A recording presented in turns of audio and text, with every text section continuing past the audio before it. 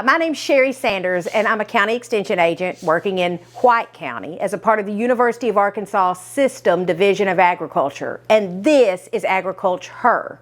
This series is a YouTube series and a podcast series where we celebrate women working in the field of agriculture in the state of Arkansas. And today I'm in far northeast Arkansas at a little community called St. Francis, just out of Piggott, and we are at Pumpkin Hollow. Today, I'm going to introduce you, and our guest will be for the entire month, Ellen Dalton of Pumpkin Hollow. And this is Ellen's story. This summer, it's crazy, I can't even fathom, but my husband and I were married 60 years.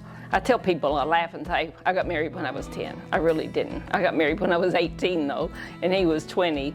And he had grown up in a farm just a mile away from us, so I didn't have to go off anywhere to meet my husband. I'd known him since he was 5 years old and since we'd started school.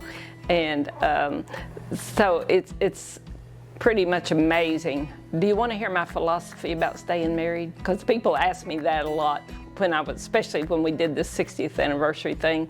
And I tell them all I can tell you is don't go home to mama. That's how you stay married for 60 years. You just don't go home. When we got married, nobody went home to mama. You just didn't do it. You toughed it out. If there was something there at the beginning, you stayed there till, I guess till you could get it back. And we had an employee ask us a few years ago, she said, so I want to know the secret to a perfect marriage. And she said that to me and my husband when we were standing right out here at the pumpkin patch one day, and we just both guffawed. It was hilarious. I said, there ain't no such thing, is how I would say that. We both came close to killing each other a few times, and so far we managed to stay out of jail for doing such a thing, I guess. But we grew up just a mile apart and went to school together at St. Francis, had a little elementary school. The school we went to had 4 rooms, and it housed 8 grades, so there were 2 grades. We weren't a one-room school, but we weren't far away from that. But every grade, every classroom had 2 grades, and that's how we went to school.